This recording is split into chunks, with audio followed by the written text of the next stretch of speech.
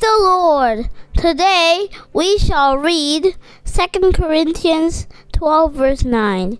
My grace is sufficient for you, for my power is made perfect in weakness. ప్రియులారా, దీని వాక్యాన్ని చదువుకుందాం. 2 కొరింథీయులకు రాసిన పత్రిక 12వ అధ్యాయము 9వ వచనం. అందుకు నా కృప నీకు చాలును, బలహీనత యందు నా శక్తి పరిపూర్ణమగుచున్నది. యేసు ప్రభువారి అతి శ్రేష్టమైన నామములో పిల్లరా మీ అందరికీ శుభములు తెలియజేస్తున్నాను.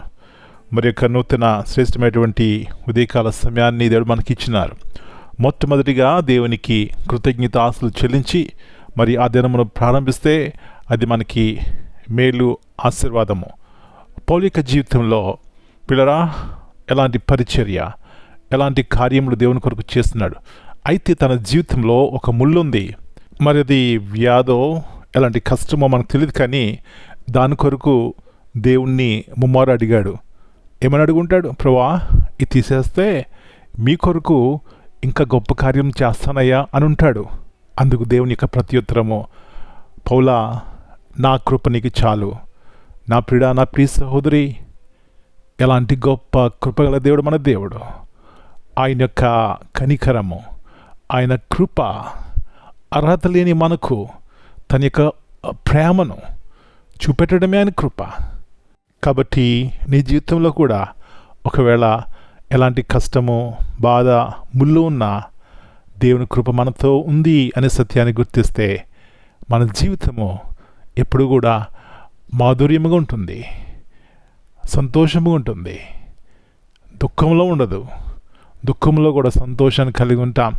ఇలాంటి గొప్ప కృప ఇవ్వడానికే యేసు ప్రభువారు ఈ లోకంలోకి వచ్చారండి. నీ కొరకు, నా కొరకు తన విలువైనటువంటి ప్రాణం పెట్టినారు.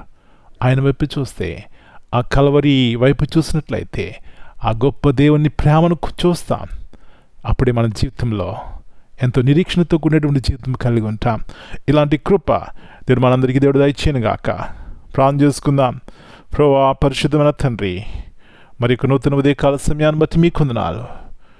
పౌలు యొక్క జీవితంలో ఏ ముళ్ళుందో మాకు తెలియదు, కానీ మిమ్మల్ని అడిగినాడు. మీరు ప్రత్యుత్తరముగా అంటున్నారు, నా కృప నీకు చాలయ్యా. అవునైనా, మీ కృప ఉంది కాబట్టి మా బలహీనతల్లో మేము బలవంతులము.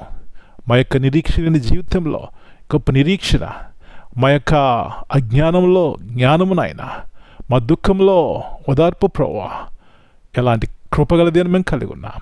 కాబట్టి మీ వైపు చూసి ఈ సత్యాన్ని తెలుసుకుని ఈ లోకంలో దేవుని కొరకు బలమైన సాక్షులుగా జీవించడానికి సహాయం ఇచ్చేయమని మీ చేతికి అప్పగించుకుంటూ మా పిల్లలందరినీ మీ చేతికి అప్పగించుకుంటున్నాం ప్రభువా. వారి కొరకు ప్రార్థన చేస్తున్నాం.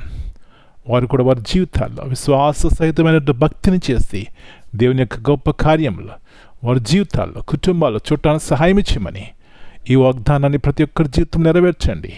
మీ కాపుదల క్రింద మమ్మల్ని భద్రపరచమని, ప్రతి ఒక్క కీడు అపాయం తప్పించమని యేసు ప్రభువారి అతి శ్రేష్టమైన ఘనమైన నామమును బట్టి ప్రార్థన చేస్తున్నాను తండ్రి. ఆమేన్. God bless you all. My dear brothers and sisters, greetings in the precious name of our Lord and Savior, Jesus Christ.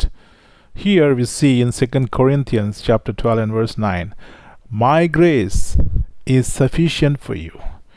This verse reminds us that God's grace is more than enough in every circumstance. When we acknowledge our limitations, we make room for His strength to work fully in us. Rather than being discouraged by weakness, we are invited to rely on God's sustaining grace, trusting that His power is revealed most clearly when we depend on Him. Amen.